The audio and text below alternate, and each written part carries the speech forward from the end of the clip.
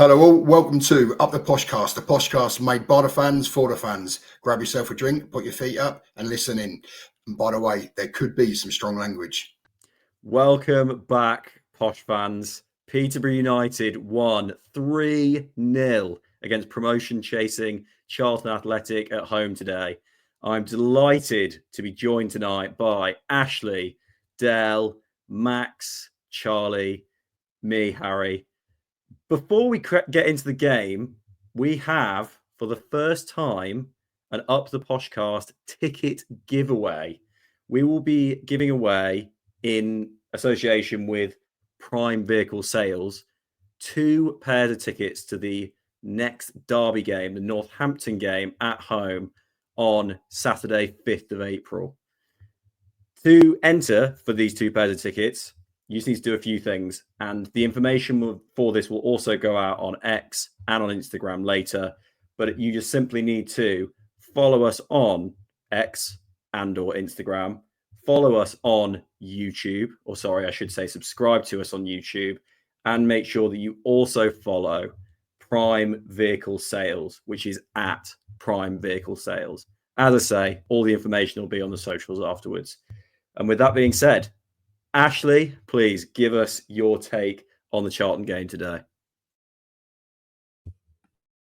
Look, I want to start with a negative and just get it out the way so that nobody else has to worry about it for the rest of this episode. Jesus Christ, how did we not score 7 goals today? We were, honestly, apart from that final piece of the puzzle, we were sensational from front up until about probably the 6-yard box. But that being said, let's leave that now.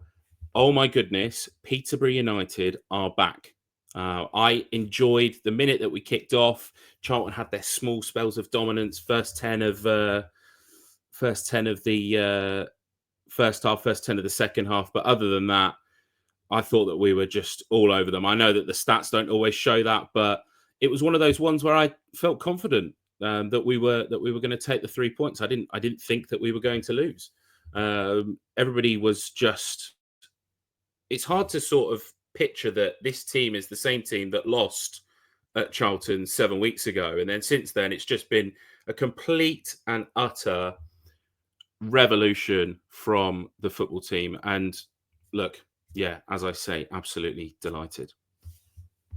Yeah, I'm delighted too. I was quite nervous going into the game. Charlton were the form team in League One, and listen, we were. It was almost getting too good to be true, the run of form, but we continued it and in style. That was, I'd say, our most complete performance of the season. Yes, we gave up chances, but we gave up chances. We always give up chances. We're Peterborough United. That's the sort of football we play. But I think I was sat next to someone at the game today, and they said started moaning about the chances missed, and I just said, well, I feel like I'm in last season again. These are the conversations we were having last season. We need to be more clinical. You know, when it's 2-0, we need to try and make it 3-0, 4-0, 5-0, and they're the conversations I want to be having about a Peterborough United team, because we are really back. Ashley, you are right. The counter-attacking football today was sensational. The third goal today was probably some of the best football I've ever seen us play. You know, like 2 back heels, went out wide. There was a little 1-2, then a dummy from Sissoko, and then Malik finishes it and takes his top off. Brilliant stuff. We absolutely rattled those Charlton fans, 2,700 of them. Sam Hughes had them in his absolute back pocket. I especially liked Hardy Mills at the end of the game, putting a ball out for a corner, I think, and then just sort of doing a knee slide in front of them and just screaming in their faces. It was quite good entertainment. Yeah, it was a fantastic day. It's been hard to enjoy the home games this season. They've not had a lot of energy, not had a lot of buzz around them. And that we sort of got stuck in that rigid structure of concede 2 before half time, huff and puff a little bit in the second half, and then get nothing out of it. But today was really entertaining. We were in the game. It was a fantastic game of football. If you want an advert for League One, that was a fantastic one. And yeah, I think that the best team on the day thoroughly deserved to win, and that was Peterborough United. I think Darren Ferguson sort of summed it up perfectly when before the match he said, you know, the team has developed a winning mentality, and I feel like that's what we've been missing. We haven't looked like we've enjoyed playing football, and we haven't looked like we've wanted to win games of football. It's more, how can we find ways to lose? Well, that's what it felt on that spell from the start of December all the way really until Stevenage away. Was how can we find opportunities to cock great chances up, to take points and even 3 on some occasions away from games. And these last 7 or 8 games have been what I was hoping for at the start of the season. It's just come, you know, better late than never to get us out of this opportunity, to get us out of this problem that we're in. We just look like we enjoy playing football again. And that's exactly what got us through sort of last season, was just the enjoyment of playing football, having a hunger to win, running at teams. And that's what Peterborough United sort of attack anyway over the last few years or however long is what I enjoy watching. Is we don't care if you're 4th place, 1st place, 6th place, or even at the bottom of the table. We're going to run at you all game, and we're going to put chance after chance after chance in front of you, and you can put up with it as much as you want, but we'll win the game. And that's the mentality that I want to watch every week. If we can keep this mentality going, like I don't see, you know, necessarily maybe us even, I think we probably will lose, but even you know, I don't think we might not lose again for the rest of the season in terms of the league. If we can keep this mentality going.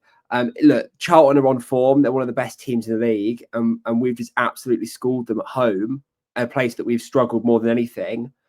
Look, there is a high opportunity that we don't lose again, or if we do, it's not going to be like the losses we've suffered earlier in the season, where they've just been so boring and dull and frustrating to watch. So I'm really, really pleased with the performance, and hopefully we can continue that into the next handful of games, or how many games we've got left. You know, from today, I actually I watched the game for a different viewpoint. I was in the box of Next Level Fibre Optic.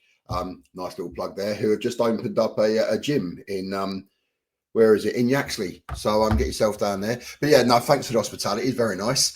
But yeah, so I watched it from the halfway line. Also where they filmed the halfway line for Peterborough United. Just thought I'd add that bit in as well. And it's a bit of an eye opener. Watching a game from a different part of the ground is so different. You see different things. You hear things. You hear the communications. But is it fair to say that it's probably one of the best performances of the season? Is it best to say it's one of the best results of the season, best game of the season? I was thoroughly entertained. And, you know, if you look from my ratings for today, I think my lowest was a 6, which was an average. And it may have been a bit harsh, but I thought the player I'd give a 6 was average. That's about it. But overall, very, very good. Good performance. Sam Hughes, how good has he been of late? You know, is any coincidence that we've been keeping clean sheets when you got someone like him that's potting his fucking head through everything? You know, and it does. You know, I said it when he first came. It reminds me of a poor Zakwani. You know, not a very good footballer, but he's fucking happily to put his body on the line. And I've been impressed with him, to be fair, since he's been here. And every week he's getting better and better and better. And it was pleasing to see him obviously score his first goal. And I didn't realise it was even Odo's first league goal today as well, wasn't it? But there we go. So, yeah, the performance, really, really good. The last time we lost was Charlton away. Is it 7, 8, 9? I can't remember. 8 games, I think someone just put in a group. I think it was you, Charlie. 8 games without defeat. Fuck it. 8 games ago, we wouldn't see this coming. The only person that would have seen this coming, so we was at Stevenage, and young Max goes, I can see us going unbeaten for the rest of the season after today. And I think he's right. So far, we've not been beaten since Stevenage, have we, young man? But go back to the game, really good. Impressed with majority of the players. In fact, I was impressed with all of them. But what I did see as well is the way that some of the players communicate with each other. You see so much from a different angle and being closer. And it's a bit of an eye-opener in a positive and a negative way, if I'm honest. But, you know, who was it, Malik's goal? What a goal that was. not necessarily the finish, because you expect anybody to finish that, but the build-up was outstanding. Absolutely outstanding. But just before we do move on, all right, show my age. It's my birthday today. Today will be Monday, the day that most of you hearing that. So the same day as Darren McAntony. I wonder if you'll say happy birthday to me. Let's wait and see. If you're listening, Darren, happy birthday. There we go. So anyway, 53, just for the note. So there we go. Great game, great day. Thoroughly enjoyed it. Yes, happy 63rd birthday to Dell. I just did that to get a reaction out of him, and it has worked for those not watching on YouTube. Yeah, look, sentiment so far, completely agree with. It was the most complete performance of the season that I've seen. I haven't quite been to every game, but I've been to a fair few. It was one thing I particularly liked is that there were a few tactical patterns that we've actually tried earlier in the year that haven't worked. One of which was passing along the back to the fullbacks and trying to build out from them. Absolutely destroyed against Lincoln and Bristol Rovers. You may all remember when that happened, and their wingers just charged down our fullbacks every time. Today, Dornelli and Mills both had opportunities to drive out of the fullback positions and build attacks from there. Plus, that isn't the only thing that we did. We had another route out, which was directly up to Ricky or sometimes to Malik, to then lay off a quick flick to somebody else and build a counter from there. It worked again and again and again. And what I liked particularly was that it actually didn't work at the beginning of the game, but we stuck by it and hoped that the tactical plan that we clearly had would bear fruit. And it did as the game went on. It was great to see.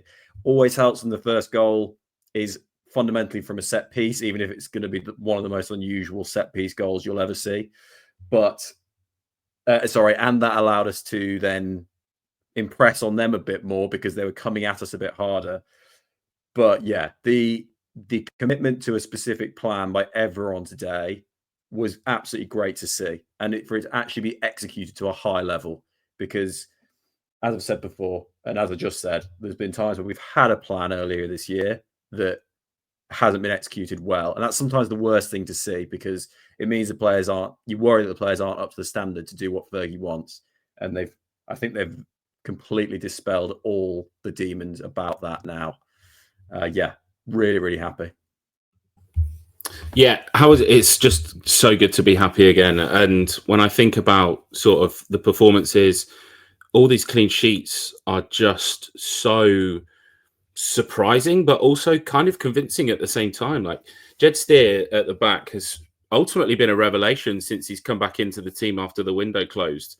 I am so he plays such an important part in that ability to counter-attack quickly, and that's definitely something that he added to his game whilst he was out injured. And he's now ultimately one of the first names on the team sheet, where before you were maybe umming and ahhing. I know that lots of fans are like, it should always be Steer, but ultimately he got dropped for Bilo at some point, and that change was a successful one, I would say, until it then wasn't successful. But Steer at the back, he's still doing all of those things that we've discussed before. He's coming out, he's claiming everything, he's taking the pressure off of the defence, which unfortunately for Bilo doesn't do.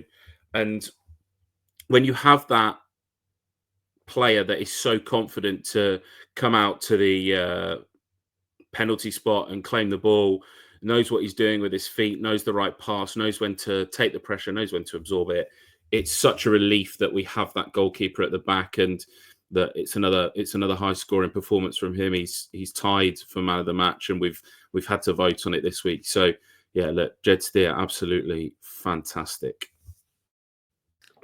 One person that's sort of, or player that's gone under the radar recently, and there's so many that you can sort of talk about, but I think one player that really deserves a level of praise is Oscar Vallin.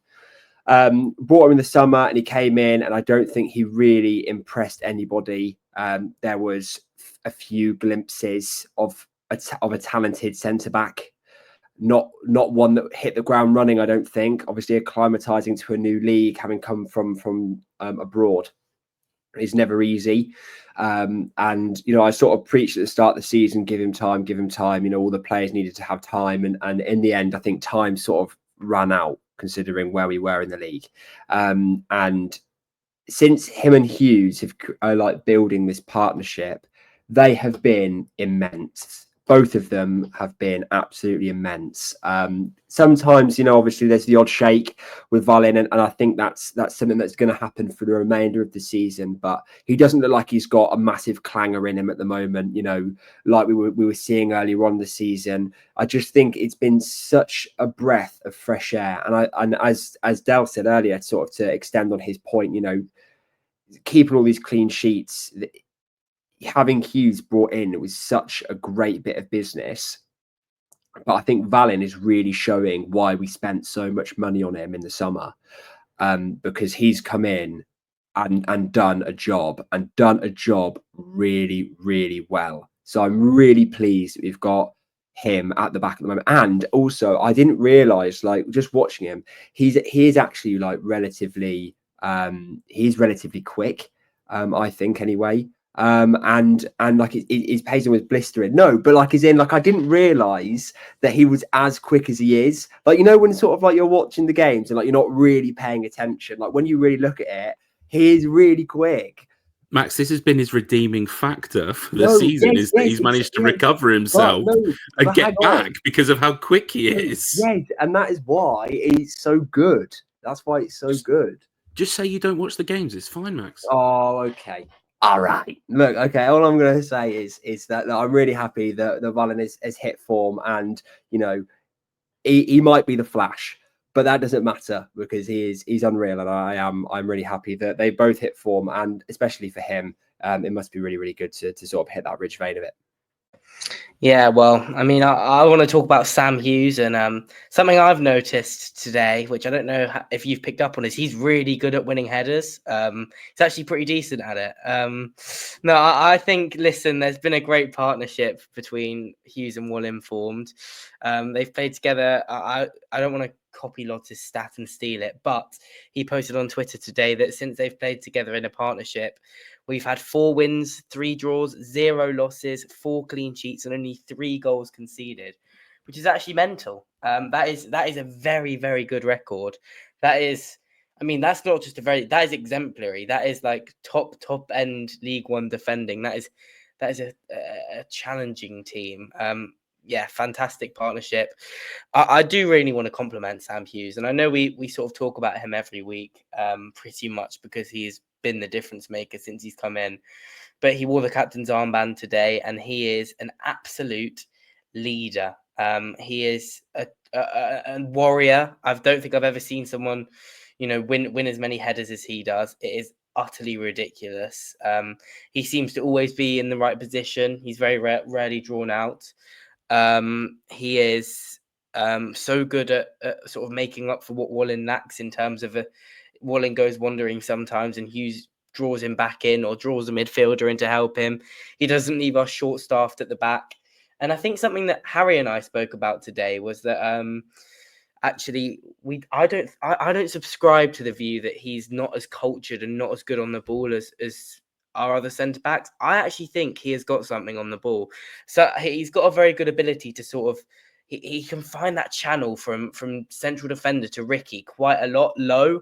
He sort of curls them low, and he can spray the ball around. He's not sluggish on the ball. To be honest, when he's got the ball at his feet, I'm never nervous. I never think, oh God, it's Sam Hughes. He's going to go back or he's going to lump it. I think he's actually he could easily play in a much more possession dominant system than the one we played today. Yeah, I'm a big fan of Sam Hughes. If it was in doubt before today, it's certainly not for me.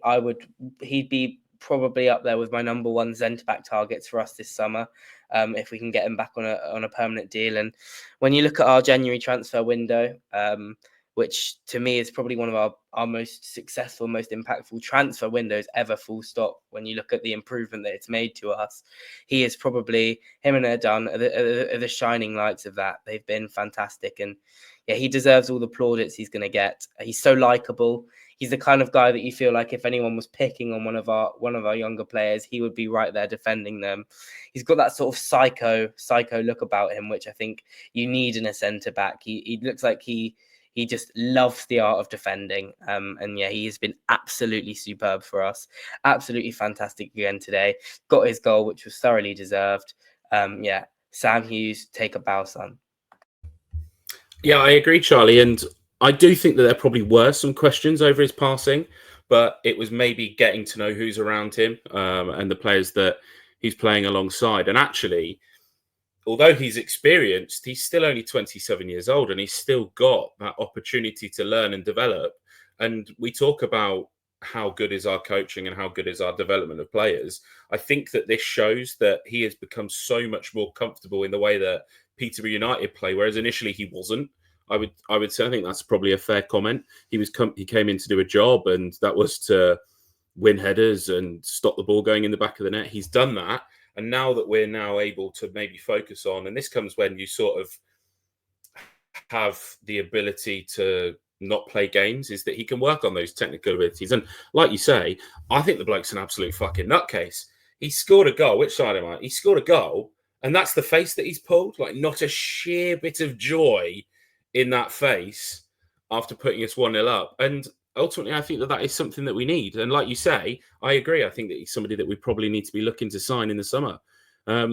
Talking about people that we need to sign in the summer, we've discussed it before, and today's only opened up the book a little bit further. We've got a real issue at left back because Harley Mills is a fantastic footballer. And the fans will want Teo Adun. We've got Adebisi, who we've spent lots of money on, and we've got Jack Sparks, and we've got Harley Mills. Real issue. We want to be the team that progresses our youth, whether that's from another academy or our own. Harley Mills is the next one on the line, and I would be so frustrated if he didn't get more of a chance to play more of the games, because I think there's every chance that the next time that he steps foot on the pitch will be at Wembley. And I don't have that fear. Whereas before you say, oh, we're going to have to play certain players because we've got cup-tied players. I don't have that fear with Harley Mills. I think that he's so wise despite being young, and the way that he plays football is fantastic. And he's shown that again today. And he's only going to get better the more that he can play. And I don't want that to be somewhere else. I want that to be at Peterborough United. I actually agree with you on that one, Ash. Yeah, it's going to be a really difficult decision what we're going to do with the left backs. Clearly, obviously, Sparks will be gone. I like Mills. I'm not going to say his first name. I like Mills. I like Eden. Right, and obviously the other geezer, Adebushi, whoever. We don't know what he's like. So at the moment, he is third in order, in my opinion, because we don't know how good he is, because the other two are just so good. Adebushi, that's the one. Come to me head then. But just before I go on to midfield, what is it about us that we like to give loan players the captaincy? You know, we just got a habit of doing it. So, you know, Hughes was captain today, scored. Fair play, you know. But anyway, moving on. So just going into midfield, and we had to bring Sususo in because obviously Cipriano was on international duty. I think he's done very well. You know, he's clearly a very, very good footballer. And we've been saying it for quite a while now, as has been coming on with cameo appearances, etc. What a great player he is. So that's going to be another headache moving forward. You know, does Cipriano come back straight into the team, or does Mohamedou? Is it Mohamedou? Fucking get in there, right? So practice makes perfect, boys.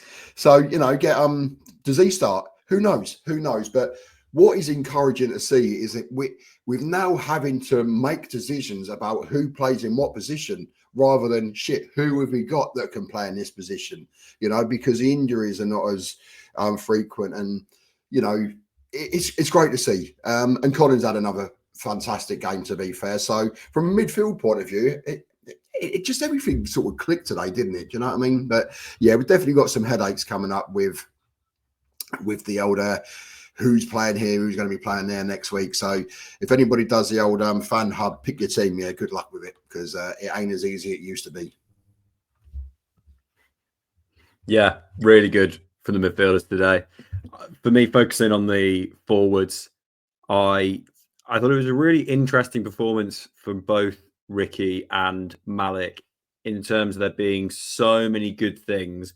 And I hope, even though it was an amazing win, they go and look at what they can improve, because if they can focus on those fine margins in certain areas, they will seriously progress. For Malik, it's the off the ball progression stuff.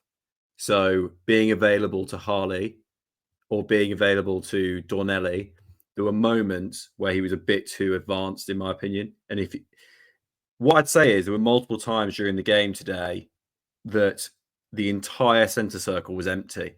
And with him in the role that he is playing, he should be looking to drop into there, because it gives their centre back an impossible decision. Mark him and come out of the line, or leave him, which is the much more likely thing that they'll do. And he's got the pace off the mark, and he's got the dribbling and the vision to be able to deal well in those situations when he's not marked hard.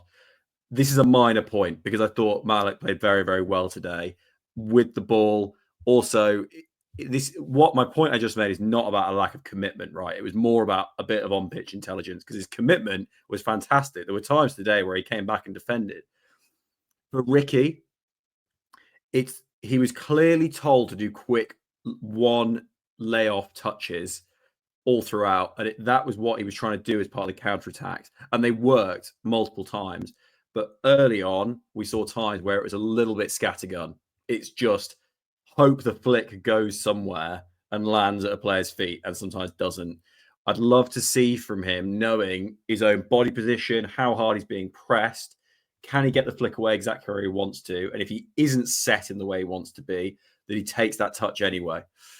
Because he made two pretty damn good League One centre-backs look fairly crap today, and he could have taken touches at moments.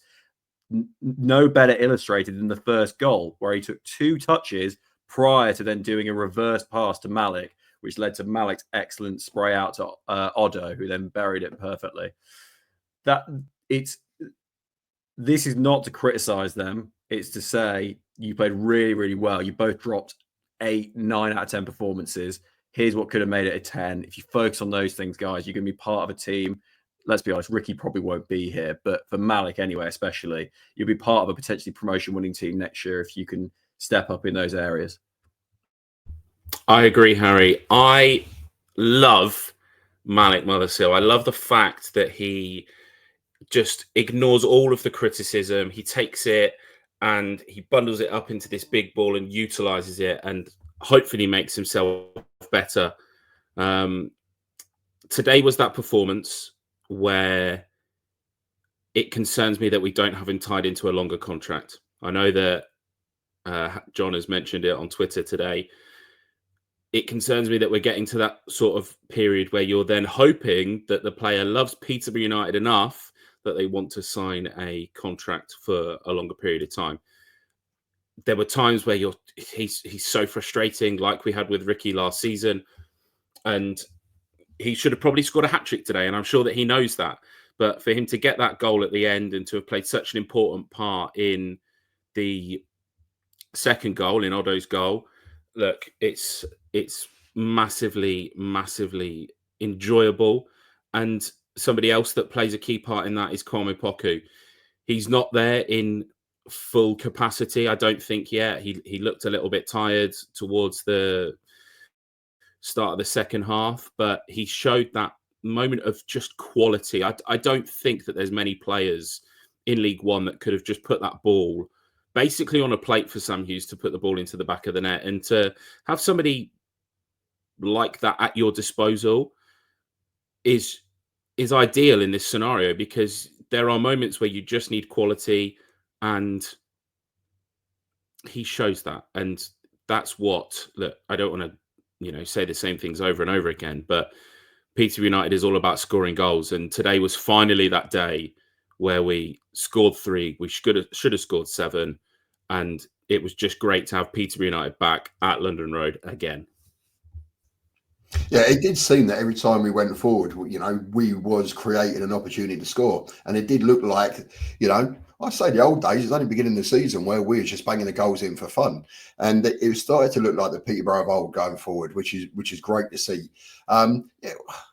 We missed some gilt edge opportunities, and that's the way it is. Though you're going to win some, you lose some, but I'm not going to sort of go on about any individual players again. But again, what I just said about the midfielders, we've got some more decisions to make.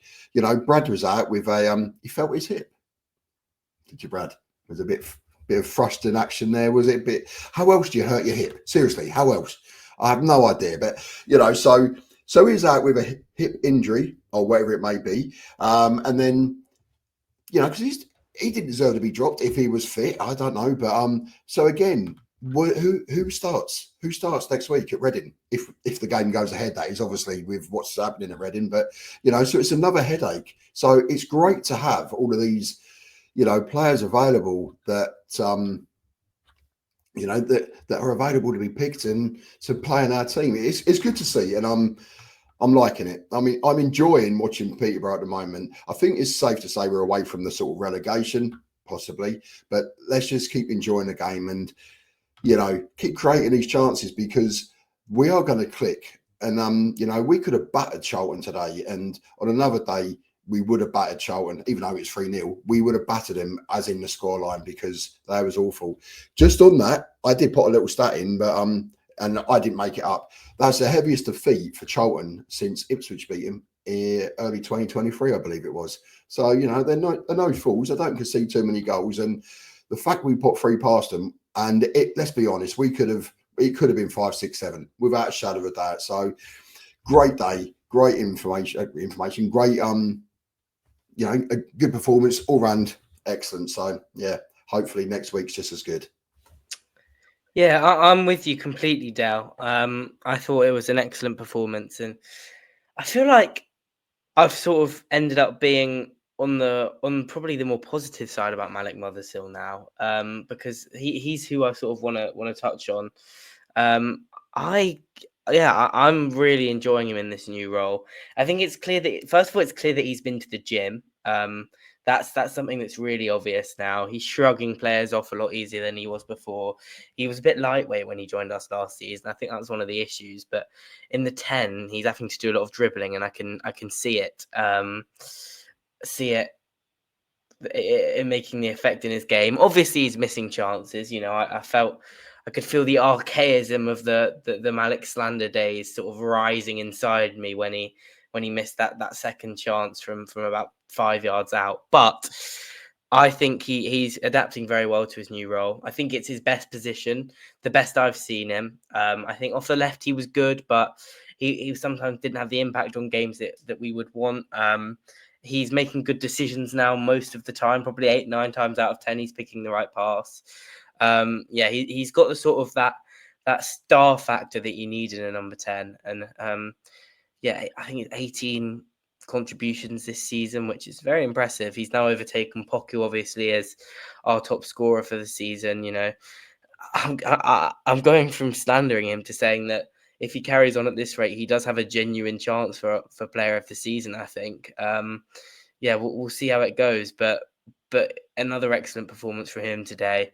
He's on his day, he's so dangerous. And, 2026 Ballon d'Or, we will be there. Malik needs, he has to be like the main character. And that's something that I really do like about him, is that this position that Fergie's built for him is sort of like, you do what you want with the ball and you can be on it as much as you want, but make sure when you get to that sort of final third, you make the right choice. And the more experience he has there, the better he'll become. However, there is another player that I want to talk about, and I was obviously speaking about a revelation of Wallin being quick. Well, I'll tell you who's faster, and that's Ricky J. Jones. And I have a delusion. It's a very big delusion that he'll stay forever, but probably at the end of the season, maybe he might sign an extension. I don't know. It's a delusion I have, but I love him, and I defended him the other week when we were talking about him, and today he showed why he is so effective. He pressed and pressed and pressed, and it's relentless. And teams that come here and have to face that like absolute animal just running at you all game, it absolutely tires you out. And the best part about Ricky is that if we wanted to start Brad and bring him on in the 60th minute, then you've got to deal with that fresh on tired legs. It is almost impossible to play against, and especially in the Cambridge game, like he came on and he made himself at least 3 chances to put away. Like if he could finish, he'd be one of like the best players I'd ever seen if he could just put the chances that he makes for himself away. Like he is unbelievable. And today proves that. And in this attack that, you know, we've been quite critical of this season, I think, and not taking chances. When he's playing, I actually think we make more opportunities for ourselves because of how tired he makes the back line than when we have Brad on, who's very good at hold up, but I don't think he's got that blistering, like sort of like dog-like press in him. I mean, Ricky will just run at you all game, and it's horrifying to sort of play against, like it must be. So whether he goes at the end of the season or if I can keep my delusion going and maybe he stays and we don't get a horrible goodbye message, that would be great. But I don't see that coming. But speaking of like sort of like attacking partnerships as well, although they really haven't played together, I love the relationship that he has with Bradley, considering they're competing for the same spot. They are bundles of entertainment, like every single game, like over these 8 games that we've had, they just shithouse every single team that we play against without fail. They're always doing something, and I love that. I love that to bits. And anyway, that's why like maybe my delusion can be fed that he'll stay, because that's not a relationship that I'm ready to let go yet. No, I think you're right, Max. And you know, when Brad's back in the team after he's finished shagging half of Peterborough clearly and having dodgy hips, you know, it's another string to the bow, isn't it? I think probably the final player to sort of mention today was probably Kean Hayes, and we've said it before. Obviously, I was relatively gutted for him that obviously he dropped out as quickly as he did. But obviously, Poku is the best player in League One. You can't have that sat on your bench.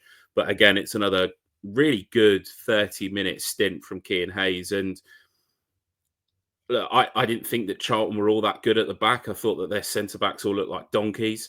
And to have Kean Hayes coming onto the pitch and his ability to carry the ball was and is just fantastic. And actually, probably the same goes for Otto as well, because I'm not sure that we've mentioned Otto, and he's had his criticism from the majority of us, some harsher than others.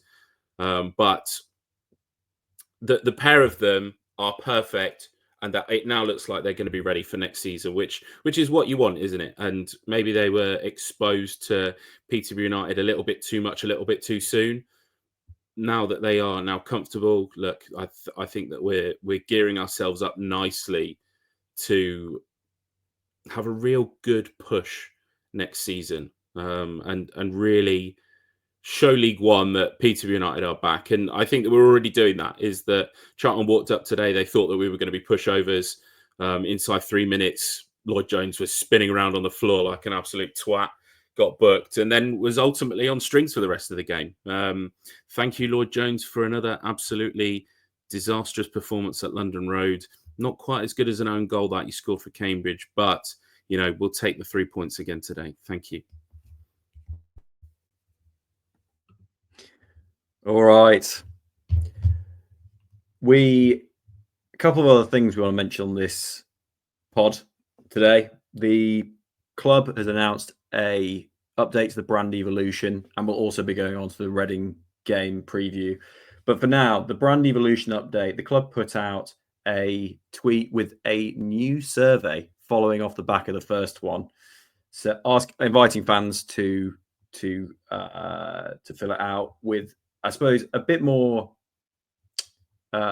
streamlined message. Perhaps they've asked for 4 different shades of blue. Which do we prefer? What makes a world-class football club identity? What word comes to mind when you think of Peterborough United? What is the meaning of the cross keys? What does Upon This Rock mean? It's almost like part survey and part mastermind challenge. Would you participate in one of our fan focus groups at the stadium? I want to go around the group and ask what people think, how they're feeling about the rebrand. Anyone who watched our live with Clive knows where I stand, that I'm pretty skeptical of it.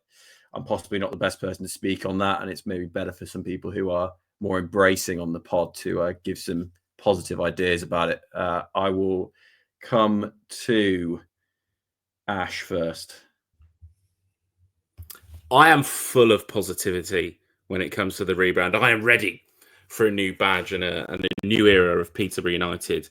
However, I was quite surprised that only 2,000 or less than 2,000 people took part in the survey, when obviously it was such outrage at the idea when it first came out. To end up with only 2,000 people, or fewer than 2,000 people if you'd prefer, was kind of surprising, actually. I think that there's possibly people that haven't taken advantage of their chance to talk and to share their opinion, and we've now moved on sort of to the next phase. And look, there's another quiz, like Harry mentioned, or a survey, should I say, not a quiz, even though it does feel like that in parts. And I think that people really need to take advantage of being given the opportunity to have a voice. And if you don't, then ultimately I think that you have you sacrifice the right to complain or to offer an opinion on these sorts of things if you're not going to take the time to go to the meetings, watch the interviews on Posh Plus and all of that sort of stuff. So I'm still, look, I was skeptical at first. I'm excited, having had the chance to listen and understand where we're going with this, and I do think that it is the right decision, and I am excited for where it's going to go. And if anybody is wondering, the correct color is C. I will say that again. The correct color to choose is C. You do not need to choose A, B, or D. It is C, and I will bang that drum until C wins the majority of the votes. I think majority of us did go for C. But anyway, just actually, before I go on, I need to point out that I think I might have only sworn once in this episode. I've tried so hard not to swear. All right.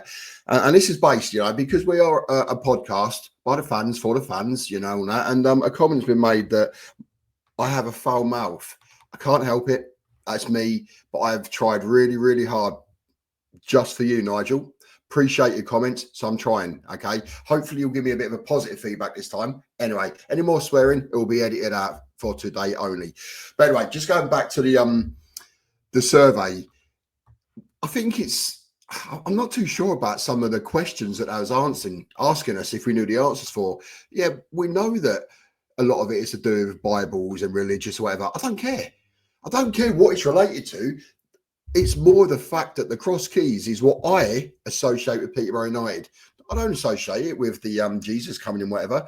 It's what I associate. I don't care about the history of it. It's just what I see on the Peterborough United badge is for me. Okay. The other thing that I find quite interesting is all these different things. When you think of Peterborough United, you've got the cross keys, you got this, you got that, you got the Upon This Rock banner. There's not one mention of the top hat, which I think is going to burst some people's bubbles, because I was quite keen. I know for a fact, I don't know for a fact, but I'm quite confident for a fact that they wanted to incorporate the top hat into the new badge. I could be wrong. So let's see what happens with the feedback. I'm all up for it, seeing what happens, as long as it's something half decent. And just going back to, you say less than 2,000 people filled out the survey. The highlight of that is, was it 0.2% of under 10s filled out that survey? I'd be interested to see what their responses were and how much they actually knew, what their history of Peterborough United was, because, come on, some of the younger even the middle age didn't know what was being said. But you know, it was an eye opener. Definitely was an eye opener of what people think and this and that. So let's see what happens on the next survey. Let's see what happens when we have the next sit down. But you know, at least we give Chris the benefit of doing his presentation rather than having to be stopped halfway through, like what happened at another club in recent weeks. At least we're given the benefit of that. So yeah, you know, it is what it is. Let's see what happens when we go to the next phase.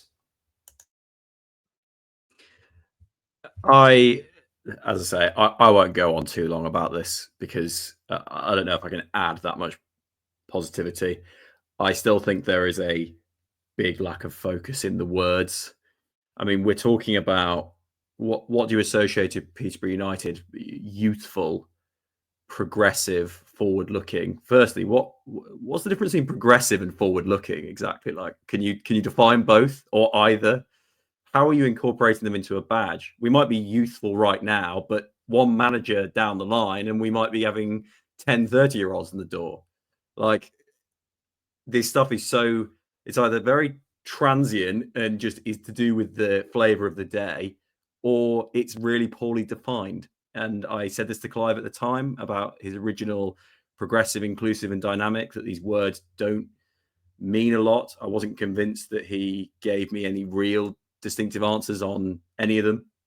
But equally, I'm happy to have a nice, consistent shade of blue. Anyway, probably enough about the rebranding for now. I'm interested to know from you guys, one more topic actually before we get on to Reading, is the upcoming final at Wembley. Now, we've obviously had one literally less than a year ago, and maybe that's impacting things. Maybe some people are waiting for the next tier to open up. But actually, I don't know what you're thinking about the ticket situation, because there's a few blue gaps on the website. Yeah, there is, isn't there? And I don't want to say that we've got it wrong, because that we have a priority system in place for a reason, but it really does feel like we're not quite there. We're obviously, I think it's general sale on Monday. I think that Birmingham's general sale goes on Monday as well. They've only got 6,000 tickets left to sell. We've not even managed to sell out the bottom tier yet. And I understand that it's an expensive day out for people. I also am confident that there's lots of people waiting for the second tier to be open. But if we don't get there, then it's going to be where Wycombe were last year. And I was looking forward to, and still I'm looking forward to, this big day out where Birmingham have sold their end, and it's going to look great as we look towards it. But Posh have got to do their part. And at the moment, it doesn't feel like we're quite there.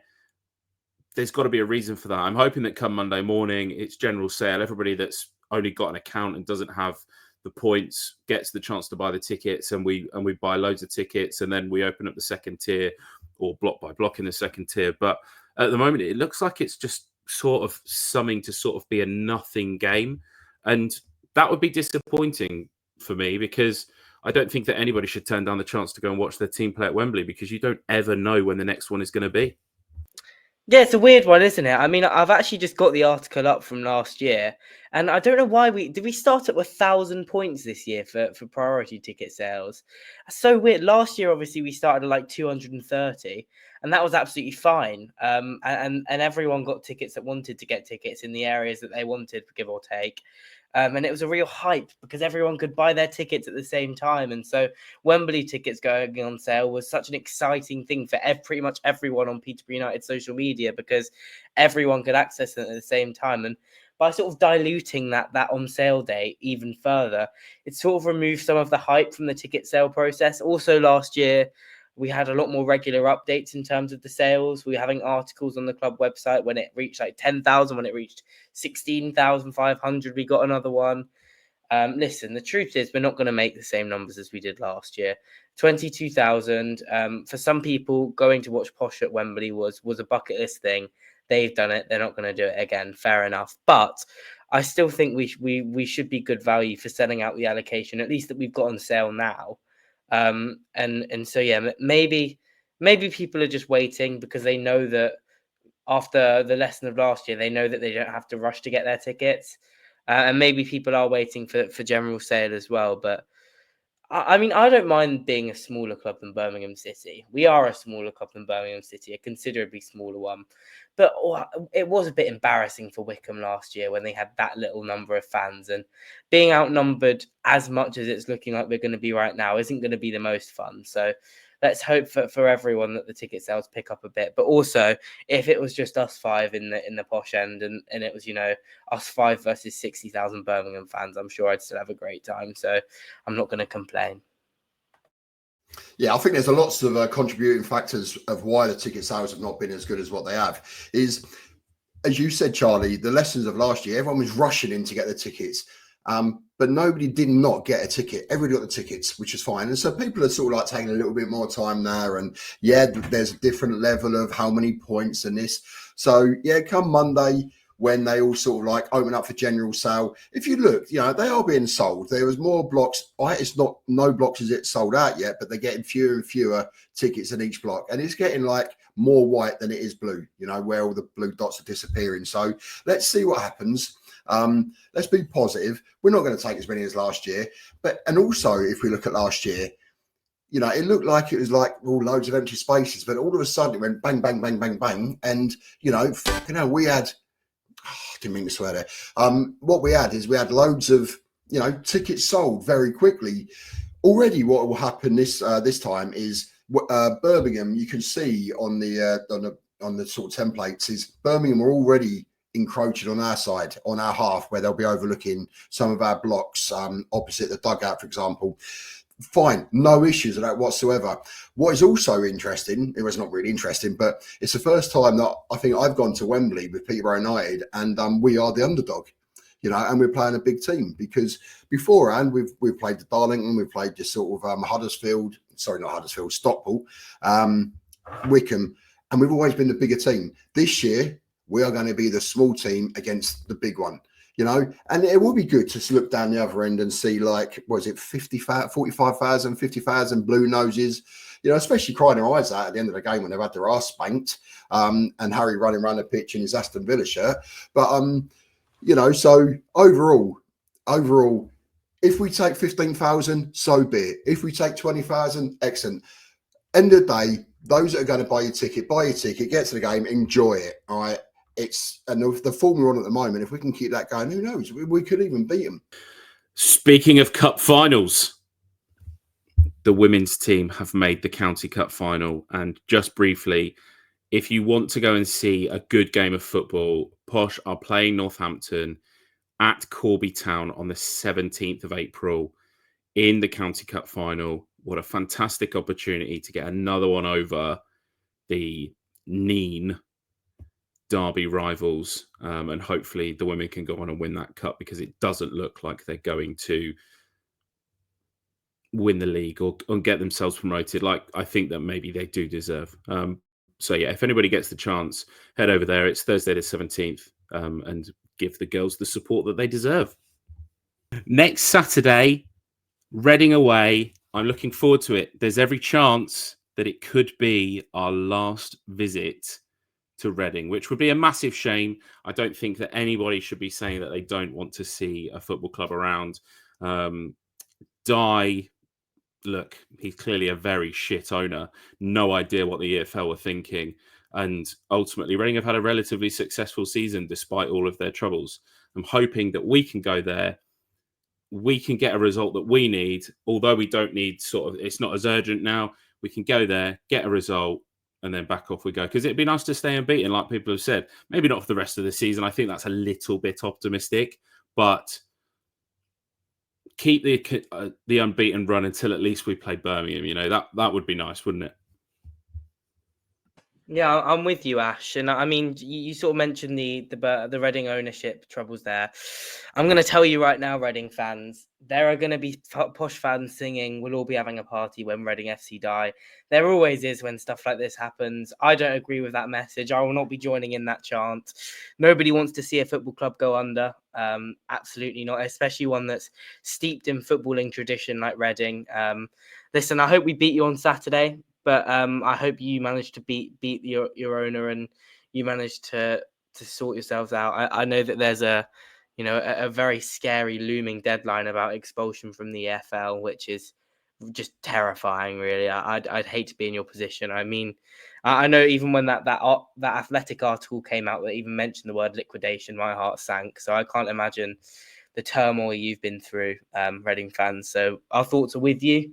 If you want to make, please don't get the game called off. But also, if you want to make your voices clear and make them heard against your owner, against the establishment, then I'm sure there'll be lots of Posh fans that will be willing to join in with that. So yeah, that's what I want to say before the game. In terms of footballing, it's going to be a great game. I think it's going to be really entertaining. Our last game against Reading was really unfortunate. They scored 2 absolutely shambolic goals from us defensively, where they just pretty much passed it through the middle of us. One was from a set piece where they took it quickly and we weren't switched on. And then the other was literally, they just played it low through the middle of the pitch and it were through 1-on-1. They've lost Sam Smith, obviously, since we last played them. So that's one less thorn in our side for us to have to deal with. They're a good team. I know since Sellers has left, they've not been the same sort of dynamic team, but they are properly up there. They are challenging for the playoffs. They are in just as good form as us, basically. They've not lost in their last 5, won 2 of their last 5, drew 3. They're a tough nut to crack away from home as well. I'm sure there'll be a good atmosphere, a defiant atmosphere at Reading. Yeah, it's going to be an interesting game. But I also completely back us to go there and get a result. We've been playing without fear. It's a big pitch. I think it's a game that will suit Ricky J. Jones again. Reading are going to try and probably keep the ball at home, you'd expect, and we can go there and try and shake things up. And I think we'll be in for a really decent chance, especially with Theo Eden back, which will be a big boost for us. Again, another game where I think it was last year when we played at Reading. Wasn't there a protest, if I remember rightly, after the game about the ownership? But I think this week on Saturday, I think the game will go ahead, but I just feel it's going to be disrupted by on-pitch like demonstrations. Don't they do their tennis balls and all this and all that to sort of like try and disrupt the game? So potentially, I wouldn't rush to get home. I wouldn't make any plans to get home in time. I mean, but from a footballing point of view, let's just we're on good form at the moment, as Charlie says. I think we're top of the form table at the moment. Go out there, keep our unbeaten run going, enjoy it, and put a decent performance in. Whether we win or not, I don't know. As I said earlier, there's some decisions to be made about who's going to be playing, who's not going to be playing, who's on the bench, who's dropped, and it's good times again at the moment. So, we spoke about Wembley, going to get all your tickets and buying these and buying that. But before we come at Wembley, we got Reading Saturday. Ticket sales ain't great. Get a few more tickets. You see your team starting to play well, starting to get some results. Go away. I don't mean go away. I mean go away and follow your team. You know what I mean? You know what? I just had a quick look because this was the first game of last season, if anyone remembers. And I looked at the lineup from that game, which I'm just going to read out just to tell you how long a season is involved. I know it's I suppose a season and a half, but Billow still here, but on the bench. Burrows, Critchlow, Edwards, Kioso, all either gone or out on loan. Kiprianu, Collins still here. Mason Clark, Randall, Poku, and Clark Harris. I remember Ricky came on, I believe, early in the second half of that game for Mason Clark. I'm pretty sure got injured having scored. And Ricky showed down that left wing the pace he had in a pitch of that size. One of you already mentioned it. I'm very excited to see. Ricky's my man to watch for this game in particular because they are just going to have the same problem I think that Charlton did, having to deal with his pace and this way that he's playing right now, trying to lay it off to Mother Seal. I hope the two of them start. I hope Brad is on the bench. No disrespect to Brad, but just because Ricky and Malik deserve to start this game, how they've played. And I think it's a pitch that will suit them well. We'll obviously be coming on to predictions later, but I'm feeling good about this one, I have to say. I think there's probably even like a really solid argument to just go completely unchanged and just regurgitate this team that we've seen today. going to the game at Reading. I don't see why not. Mills especially, he's going to be starting in the Vertu Trophy final, so he's got to get some more experience under his belt. We've got Reading and Cobblers, and then Birmingham at home before we play them at Wembley, I believe, unless I'm missing a game in between that. So 3 games now really before the final. I don't see why he couldn't start or rotate with Eden. Maybe like Eden can start the Cobblers game, or Eden can start the Birmingham game, or whatever. Just give him some more game time. I think that's really important. But again, I'm just echoing what everybody said about the off the pitch matters surrounding Reading. It's never nice to hear that, and hopefully the game does go ahead and can be played throughout. Because I know obviously there will inevitably be protests. Just hopefully we can play the full 90 and obviously get a result is what we're hoping for. But I hope for Reading fans that everything sort of resolves itself. All right, we're there. Prediction time as per usual. Ashley, lead us off. Right, here's how this is going to happen this week. I was close today. I did predict us to win. It was 2-1, so I got the 3 goals right. It's going to be toxic as hell next Saturday. And when that whistle blows, we've got to be at them from the start. I am going to predict an early goal inside 10 minutes, a break in play because there's some tennis balls on the pitch or some fans on the pitch, and then we are then going to win 3-0.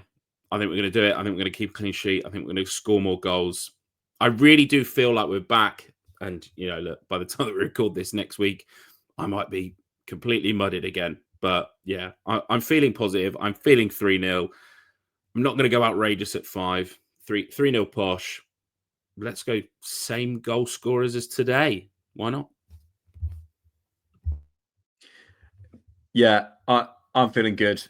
I don't think it'll be 3. I think it'll be a tighter game than the Charlton one was, but there's enough factors going on here that I think if we nick a goal, which we will, they're not going to be able to come back from it. I think it's going to be a fairly turgid performance from them just because of the amount of noise, and we're going to win this one 1-0.